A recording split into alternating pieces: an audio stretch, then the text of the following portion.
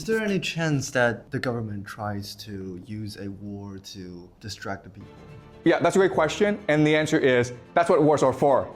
It's to distract the people, right? Because if you don't distract the people, they'll come and revolt against you. That's your option. War or revolution? I think war's the better option. That's why we're heading into a world at war. So last class, we learned about monotheism, which is the idea of one true God. And as I said last class, this marked an intellectual revolution in human history. And from monotheism, we developed three new ideas, which are money, individual, and the nation state.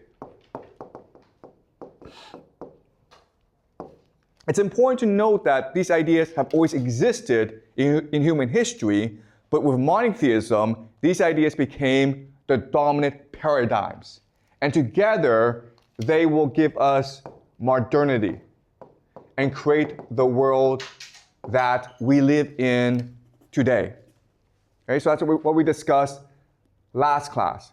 And remember, last class, we also discussed that this created a lot of problems for us. There are a lot of benefits, but there are also a lot of consequences.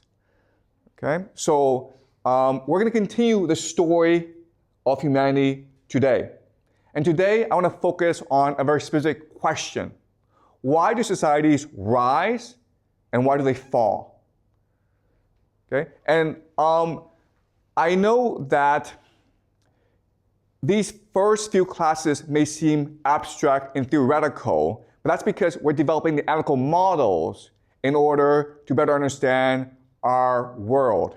So as we move on, we will start looking at very concrete examples. But for the first few classes, please be patient. We are going to develop the theory to understand the world. All right? So let's discuss societies, why they rise and why they decline.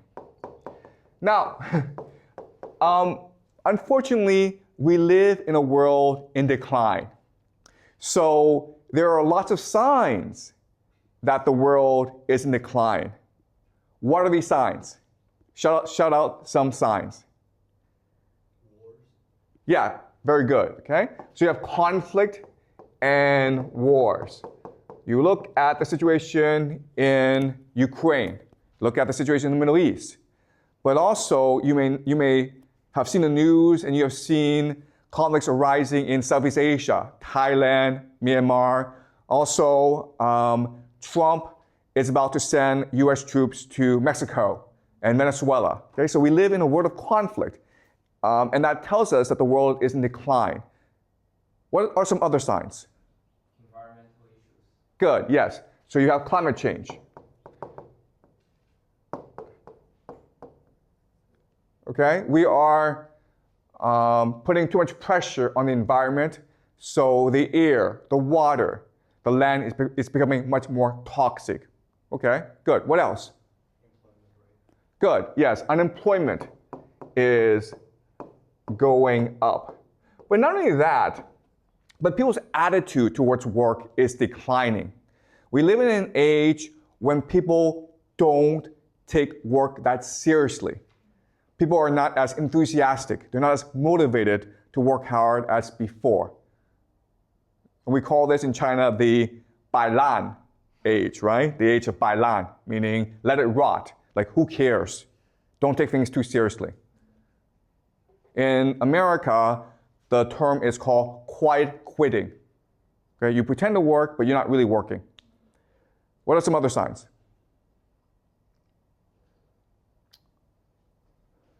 So also you have lower birth rate. And this is a very important sign, right? Because if you think about it, if young people refuse to get married and have babies, eventually the world is going to die off, right? So this is actually a very important sign that the world is in decline. And we're seeing this happen throughout the entire world in all societies. The only exception is Israel. and Georgia. But these are very small, rare cases. For most societies, there's rapid decline in birth rate. What are some other signs? Okay, you see a lower standard of living. Okay? And all this means is that inflation, right? So people make less money and they can afford less. Prices go up, but people's wages go down. So that's another sign of decline. Okay? What are some other signs? Health issues like diabetes or high blood pressure. Okay, you also see higher stress, right? Higher stress, people feel more anxious, people feel more depressed, people feel more stressed. Emotionally, they feel drained. Okay, what else? Okay, people are less optimistic, right? Okay, greater pessimism.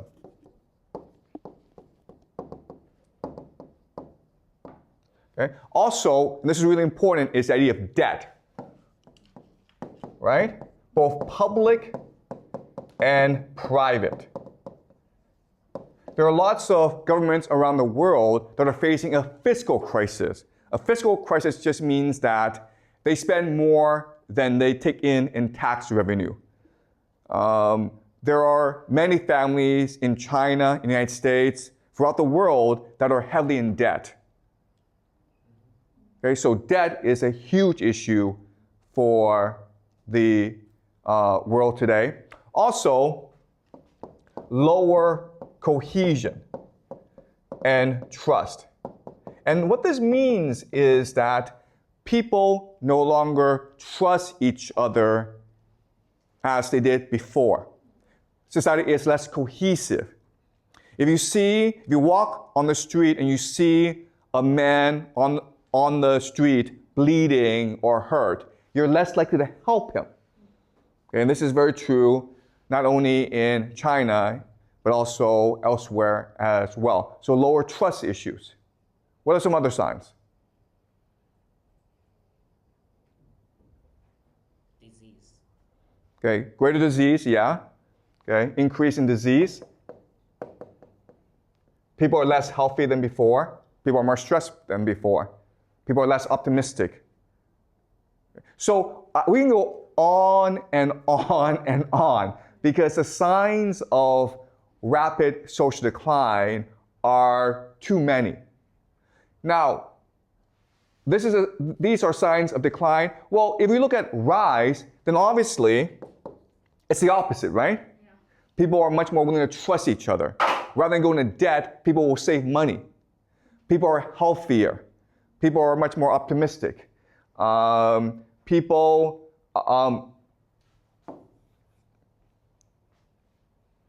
are having lots and lots of babies, right?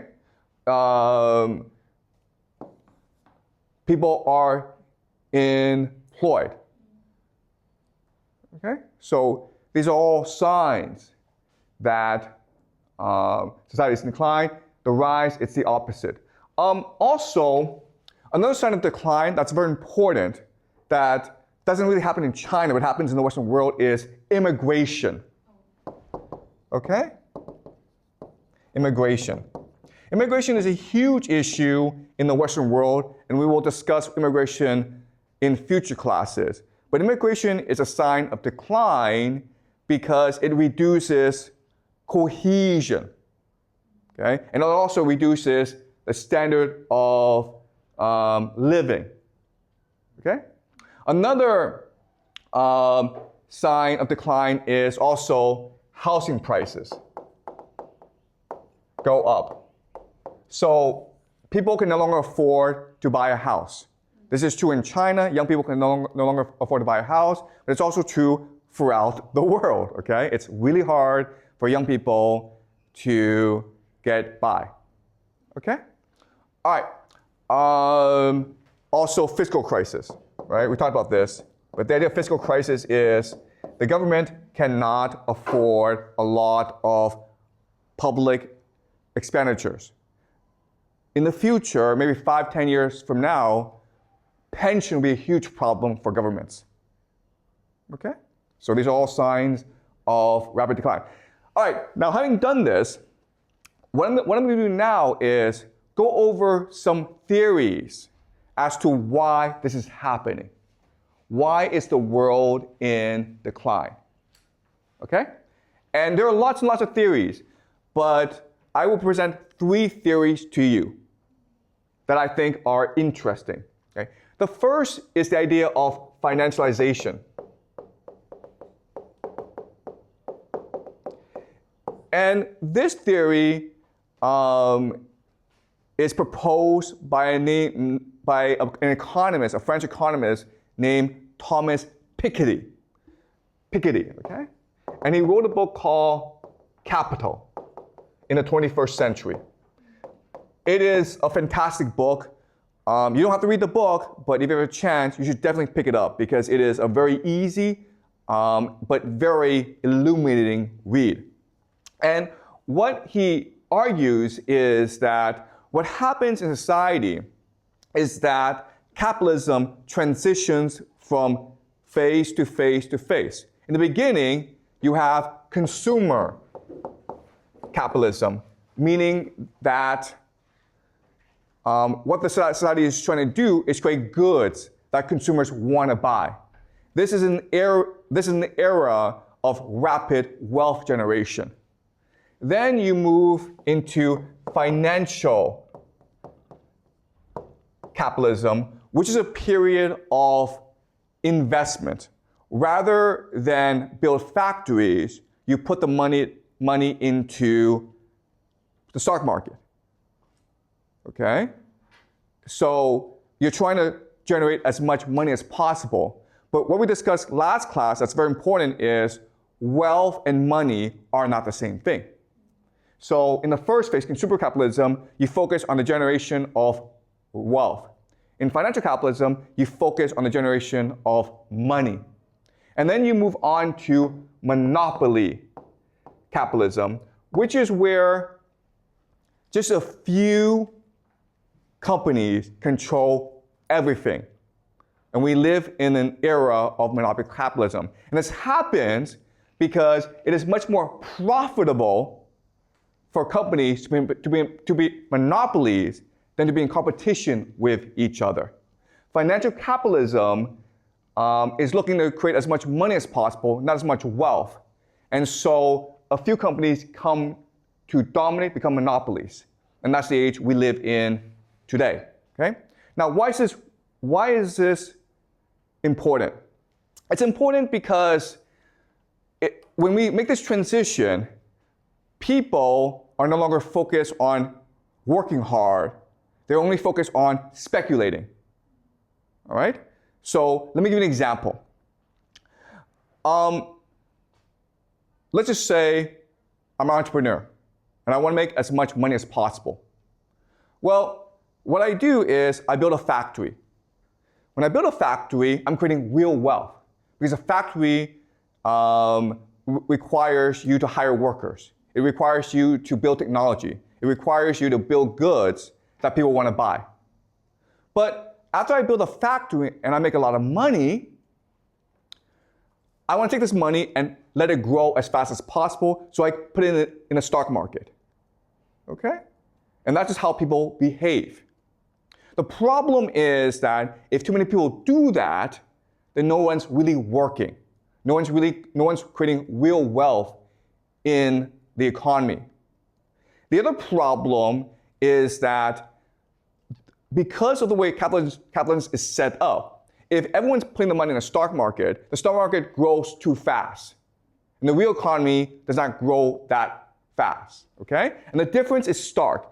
Thomas Piketty spent a lot of time going over income tax, just looking at how much tax people paid. He did a lot of statistical analysis. And what he discovered is the real economy in late stage capitalism will grow about 2%. The financial economy will grow at 5%. Okay? And this is really key.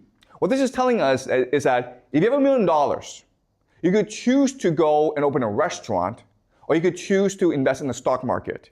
If you open a restaurant, you will make at most $20,000 a year. But if you were to put in the stock market, you would make $50,000 a year. So everyone's going to put all the money in the stock market, which allows for the stock market to increase. But the real economy is not improving. And therefore, you have all these issues arise. Greater unemployment, greater debt. No one's really working. Okay? So that's the idea of financialization. And what Piketty argues is that this is just a natural cycle. This is just a natural byproduct of capitalism. We live in an age of late stage capitalism. Is this clear to you guys? Any questions before I move on to the second theory? All right, let's move on to the second theory called elite overproduction. And this was proposed by a historian named Peter Turchin. And Peter Turchin spent decades looking at why societies rise and fall. He looked at the Roman Empire. He looked at the French Revolution. He looked at many different examples. And what he believed is societies fall, decline, collapse because of the idea of elite overproduction, meaning you have too many powerful people competing for limited positions of power. All right? So to understand this, I'm going to talk about another experiment called Rat Utopia. And Rat Utopia was a series of experiments conducted by an American scientist named James B. Calhoun. And what James Calhoun was trying to do in his experiments was trying to figure out what living in a world of abundance and wealth and security meant. After World War II, the world was divided between the United States and the Soviet Union. It was the Cold War. But it was also a time of increasing abundance due to technology and peace. And the population was increasing. So James Calhoun conducted these experiments to figure out what this meant for the world. So what he did was this. He had a room, okay, that was sealed off from the world. And in the room, he put in food and water and housing for a colony of rats. Maybe like 10 rats at first, but they quickly became 400, 500 rats. And at first, the rats were really happy. But no matter how Calhoun configured the experiment, ultimately, the rats always ended up killing each other. Okay? So what he discovered is, if you live in a world of abundance and security, the end result is the rats always kill each other. And he kept on doing this for 20 years. And he could never, ever create a situation in which the rats lived peacefully. And he could never figure out why this was the case. And even today, there's a huge debate as to why this is the case. But he had a theory, okay? And the theory is this. The rats were not competing for food. They were really competing for status. All right. So let's think of this, okay? In a state of nature, in the real world, rats compete each other for mating rights, right? So you see a beautiful rat, and you fight over her, right? The rat who wins out is now the alpha male. And the alpha male can have as many female companions as he wants. Okay? And what do the other rats do? In nature, what will the other rats do? Fight against them. Well, the other rats will probably run away, go somewhere else, and find other female companions, right? Because everyone's trying to be the alpha male. But what's the problem with James Calhoun's experiment? Why do they fight each other? Because they can't be the alpha male. There's no place for them to go. They're stuck where they are. You understand? So status is what we call a zero-sum game. I win, you lose. Okay? There can only be one winner. But in nature, if I win, then the other rats run away and try to build their own colony. But in James Calhoun's experiment, there's no place for them to go. And so all that happens is they keep on fighting each other until they die. Okay? And that's the idea of elite overproduction. And that's what Peter Turchin says. The elite, the children of the elite, are always fighting for positions of power. Not normal people, it's the children of the elite. But eventually the elite have too many children and there are not enough positions of power. Okay? Another way of saying this is that in China today, there are too many graduates of Peking University, Beida, and Tsinghua University, Tsinghua, right? They want to be the big boss. They want to have the power, but there's too many of them. Okay? There's no place for them to go. And that leads to conflict in society.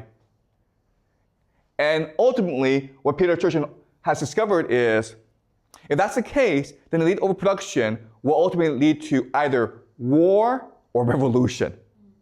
It will lead to the collapse of society. And there's no way around this. Okay? That's Peter Turchin.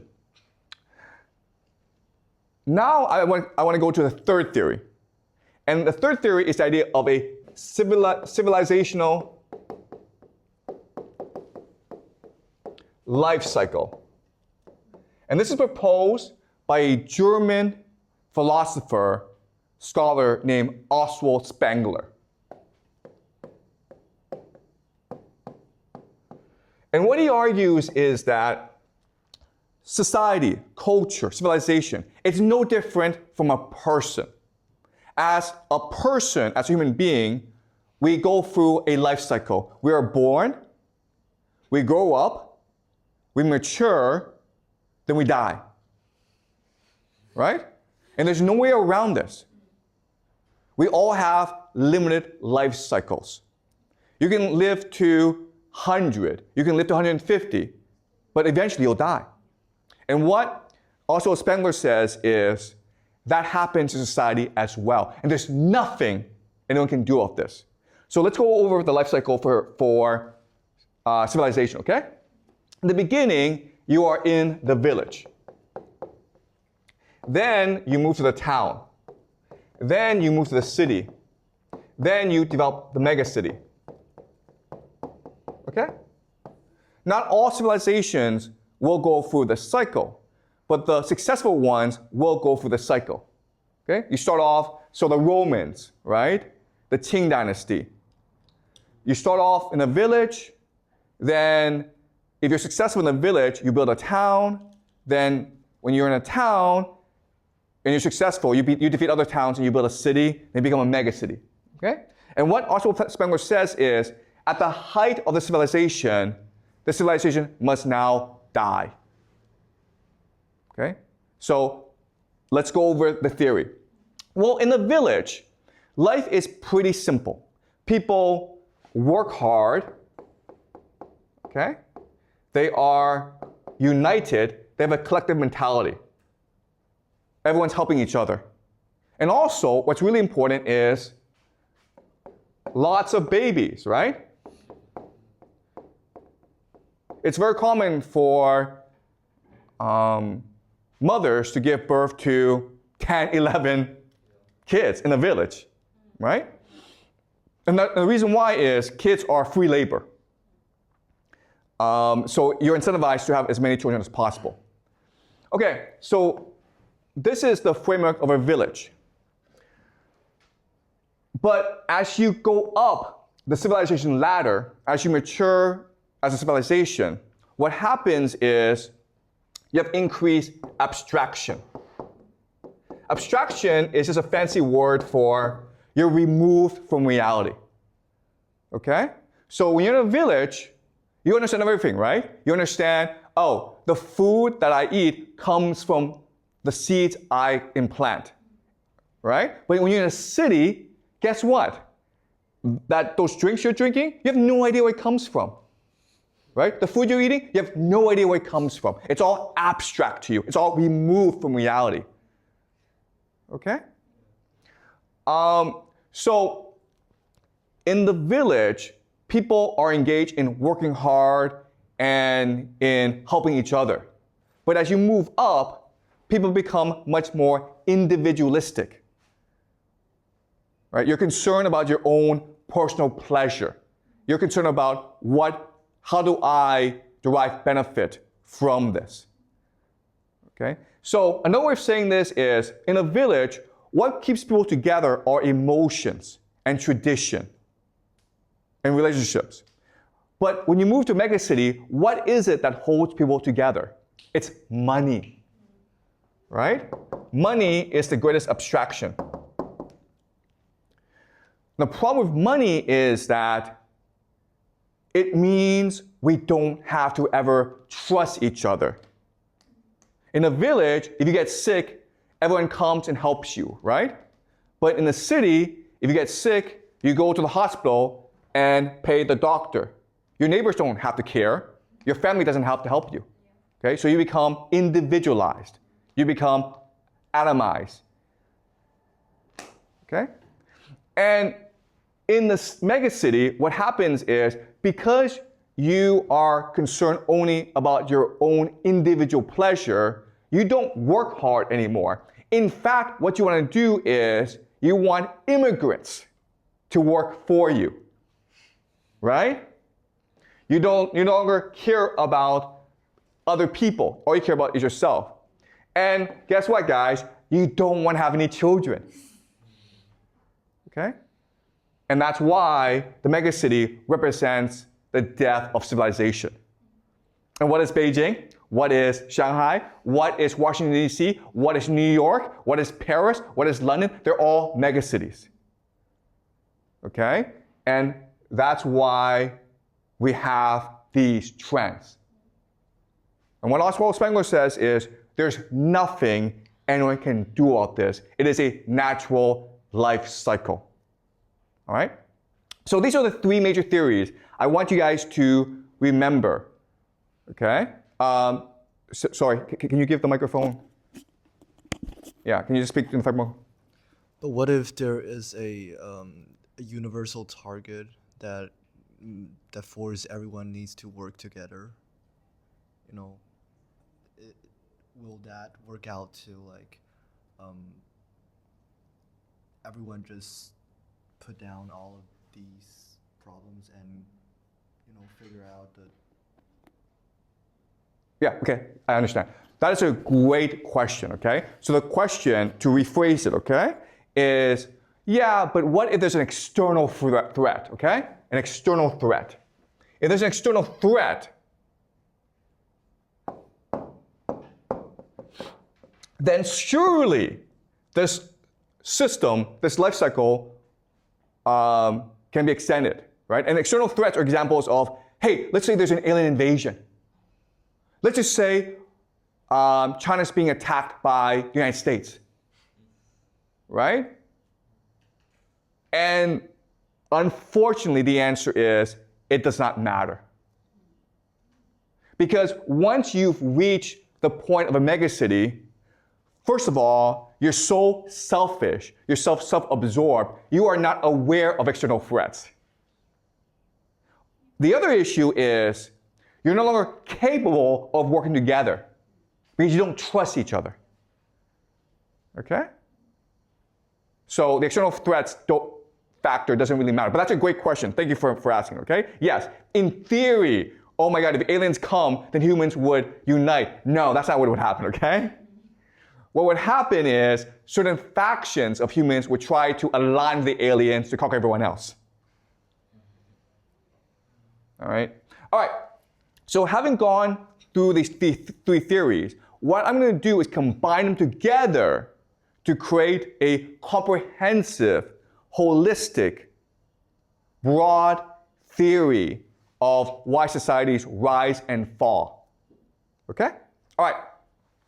And the problem with theories is they are simplistic and inaccurate and imprecise. So I warn you that this theory has limitations. But for our purposes, what we want to do is have a working framework. And then when we apply this framework to concrete examples, we can better refine this framework, okay? All right, so I warn you that this framework, there are a lot of problems with it, but it is a useful tool for us to analyze society in the past, okay? All right, so I'm going to make generalizations about how society is structured. So at the core of society, the very powerful people, these are certain families, okay? These are the founding families of this nation. And there's not that many of them, maybe 10, maybe 100, okay? But at most 100. So if you go back to the Roman Empire, and the Roman Empire controlled most of Europe, as well as Anatolia, Egypt. It was a huge area, but really there were only about 200 families that controlled the Roman Empire, okay? All right, so how these families express power, how they control power in society is through three mechanisms, okay? Three pillars of power. And these three pillars are finance. Okay? Finance, we talked about last class, it's just central banking, all right? Second pillar is religion. Religion is just what people believe, how to control what people believe. Now, the religion of today is science and technology. Okay? And the third pillar is intelligence or spies. All right? Now, for the purpose of, to save time, I'm not going to go too deeply into intelligence and religion, but I will in future classes, okay? I just need you to remember that there are three pillars of power at the core of society: finance, intelligence, and religion. And it's their nexus, their combination that allows the elite to control everyone else, okay? So from this nexus, they will control all aspects of society, including schools, including the military, including government, including the media, including culture, including crime, the mafia. Okay? Every aspect of society that you can imagine is being controlled in some respect by this nexus of power. Okay? Also, you have like corporations, right? And then at the outer edge are the people. Okay? The people, because they're so massive, the massive people, they're the ones who generate wealth for society. So this system is designed to create as much energy as possible through the people. Okay? Energy. Because the harder the people work, the more wealth is generated in society. All right? So a metaphor that we can use is this. Think of society as a corporation. The people are the workers, right? They're the ones who do the real work. The elite, these families, are the owners. And these people in between, the middle class, are the managers. Okay? So again, this is a very simple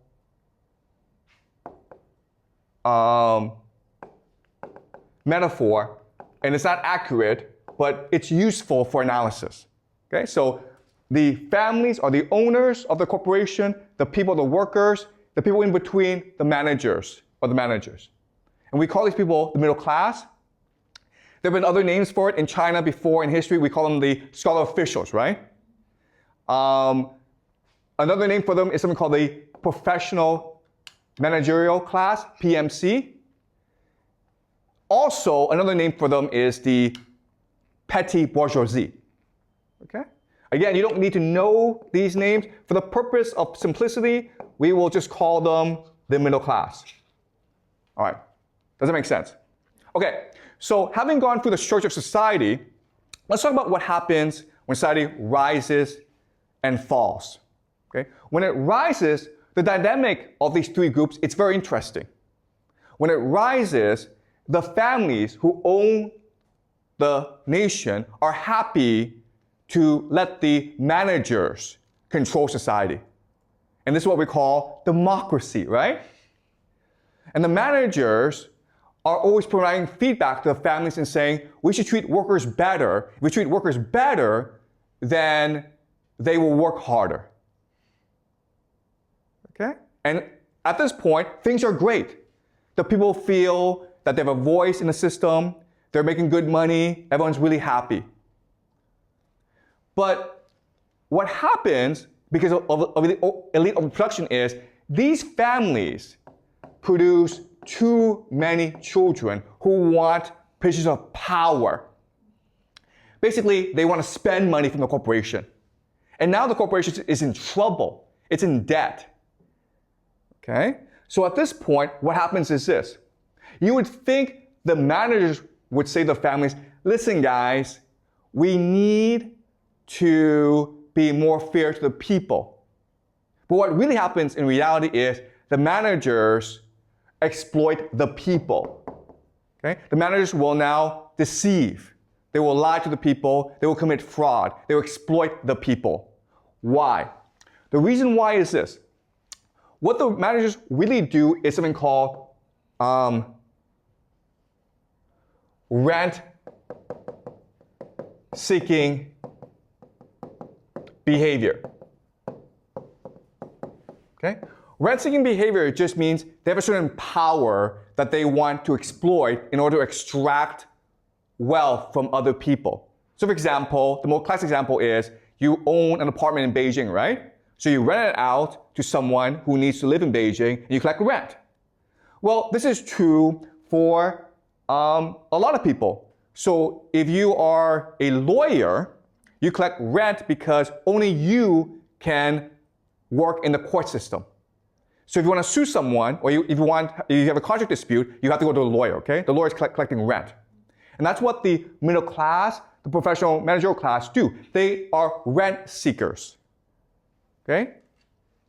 Another way of saying this is, guys, if you go to a company, you know what the workers do, right?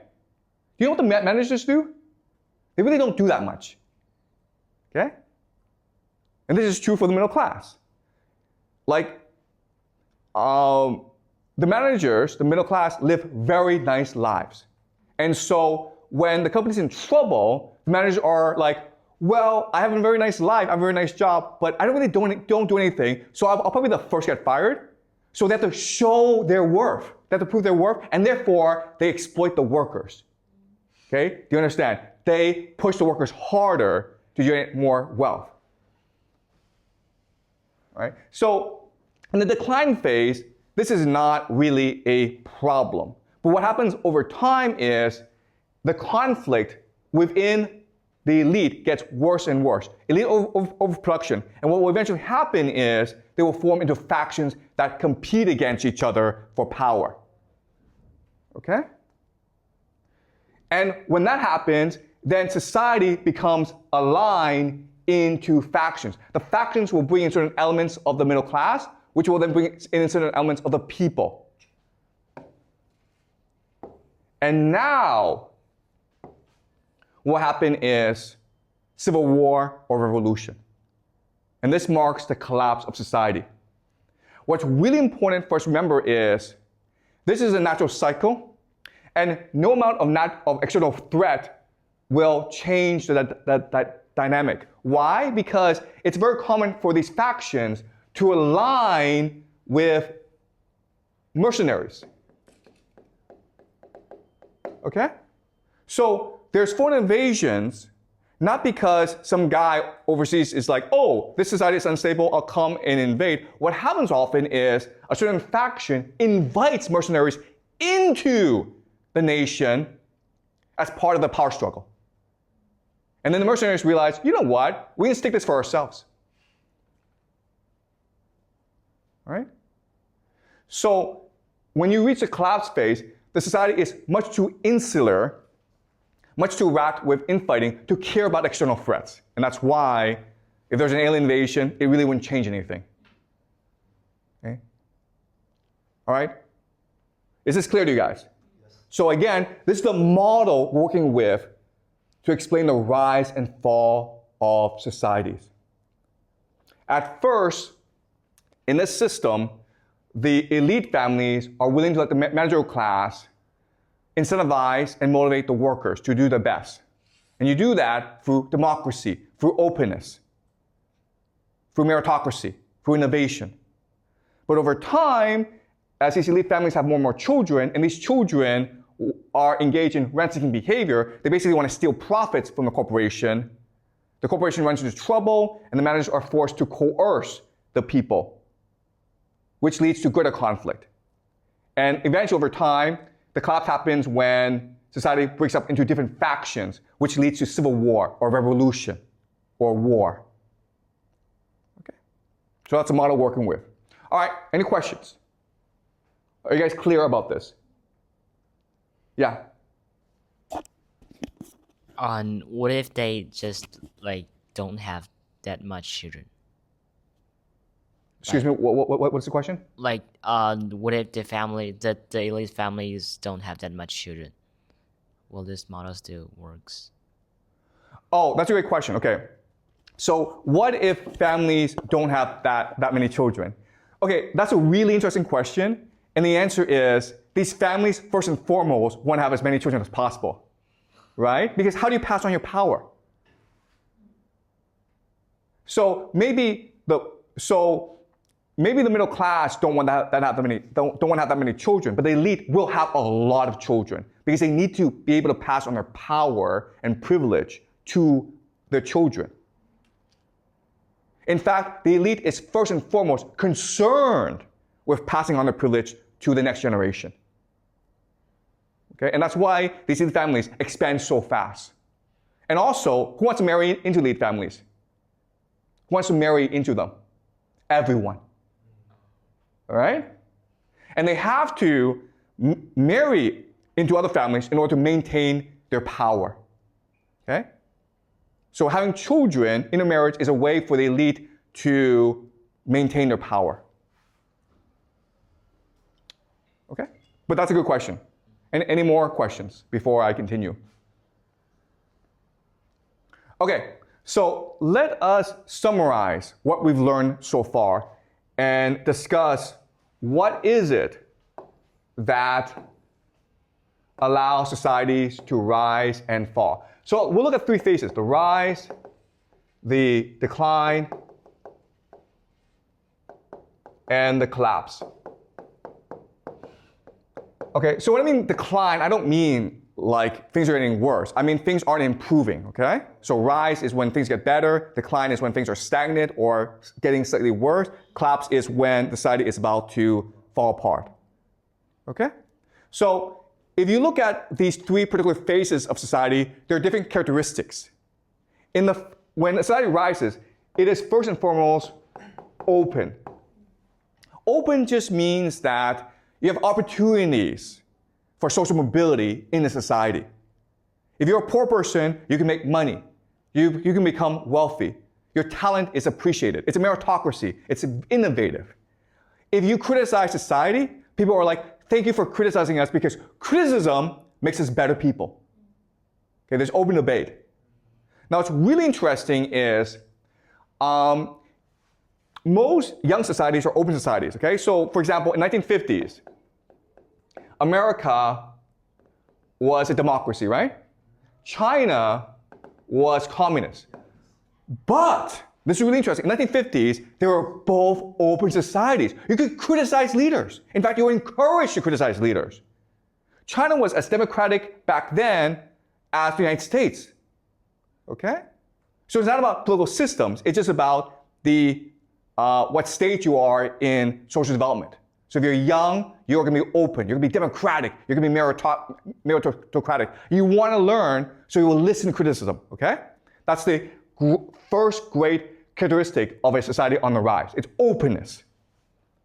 But when you reach a decline phase, guess what? Society becomes bureaucratic.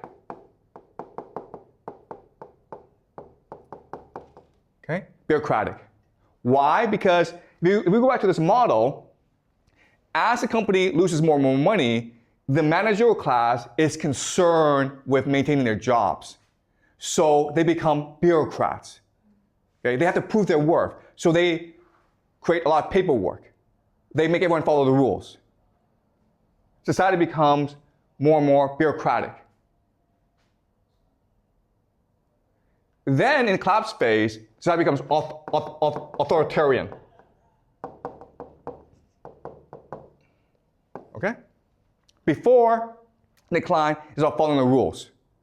Now it's just rule by force. Okay? But there's another way of saying this.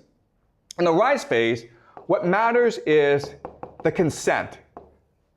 Okay? So these three groups, the elite, the middle class, and the people, they're all working together to improve society. There's consent. But when you hit the decline phase, now there's deception. And then when you hit the collapse phase, it's coercion. So let me give you an example. Let's just say we are in the rise phase, right? Well, we want to go to lunch. So we discuss where we go to lunch. I want to go to McDonald's, but you guys want to go to Pizza Hut or KFC. We have debate, and then eventually we vote, and whoever wants to go, like the majority wins, okay? That's the consent phase. When we hit the decline phase, deception, I'm the teacher, so I say to you, hey guys, let's go to McDonald's because Wang Fei will be there, or Jack Ma will be there, or it's free hamburgers today, okay? I'm lying to you to get what I want. And then in the collapse phase is, I say to you, I'm the teacher and I will beat you up if you don't listen to me. Okay? So in the rise phase, what matters first and foremost is unity of the people. We're all working together. There's empathy. There's concern for other people. I want to be your friend. We need to work together to make society better. Okay? But in the decline phase, it's really about stability. It's about making sure that society maintains the status quo. Okay? When we reach the collapse phase, it is survival. Screw you. I want to live, and if I have to kill you, I'll kill you. All right? So this is a map that shows us what happens when society rises, declines, and collapses. Now, what's really interesting about this is the timing, okay? So if you actually look at societies, the timeline, it goes like this, okay? There's a steep rise, the decline is slow, and the collapse is sudden. So people think, oh, decline, things get worse, but we follow this trend, we'll still be here, but actually the collapse happens really fast. Why? The reason why is this system cannot survive external shocks. So external shocks is a perfect storm of crises. So another way of saying this is, maybe society prepares for, okay, if there's a plague, we'll do this. If there's a climate crisis, we'll do this. If there's a drought, we'll do this. If there's a war, we'll do this, okay? But what society is not prepared for is these things happening all at once. The plague, the drought, war, revolution, they all happen at once. It's a perfect storm. And that's what leads to the collapse, because society is not prepared for this. Okay? And why is society not prepared for this? Because when you hit the authoritarian phase, you're not allowed to criticize the system anymore. The problem are those who speak out. The problem is those who point out the problems of society. In the rise phase, those who criticize society are the heroes. They are appreciated. They are rewarded. In the collapse phase, those who speak out are the enemies of society. And therefore, society cannot be prepared for any external threats, which leads to its collapse. Any questions? Okay, so this is the analytical model that we're working with. And again, we're going to apply it to the present, and then we're going to apply it to the past. Okay? So with this analytical model, what we can do is make certain predictions about the future. So I will make these predictions.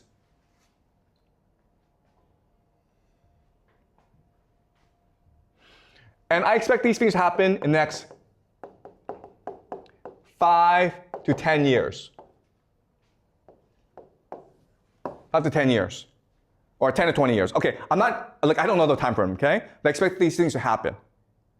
Okay, the first thing that's going to happen in the Western world is decline of democracy and freedom. So remember, in the rise phase, society is democratic and open and meritocratic.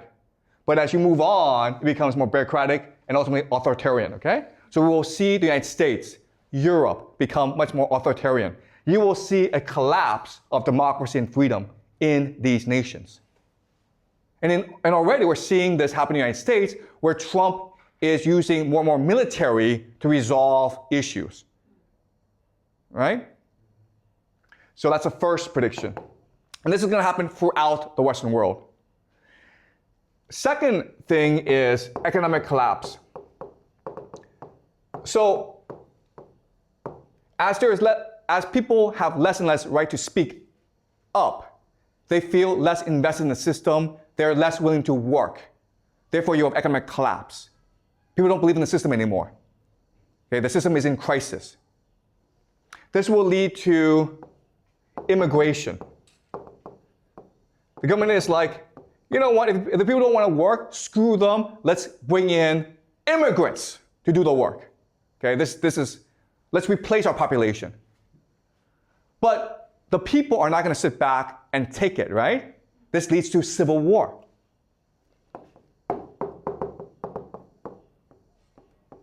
People are not killing each other on the streets. And the government is like, you know what, if we continue to let them fight, eventually they're going to come after us. So what we'll do is send them off to like these stupid, pointless wars overseas. Okay? So now you have stupid wars. Stupid foreign wars. And these are my 5 predictions for the world for the next 5, 10, 20 years. Okay? Europe and America will see less freedom and democracy. There'll be economic collapse, increased immigration, civil conflict, and then ultimately stupid foreign wars. And I'm not saying this happens in a sequence. I'm saying you'll see all 5 things. Okay? But they may happen in different order. Any questions? Was this clear to you guys? Yeah, thank you. Is there any chance that the government tries to use a war to distract the people? Like they're trying to hide all of the collapse of the society and their country? Yeah, that's a great question. And the answer is, that's what wars are for. It's to distract the people, right? Because if you don't distract the people, they'll come and revolt against you.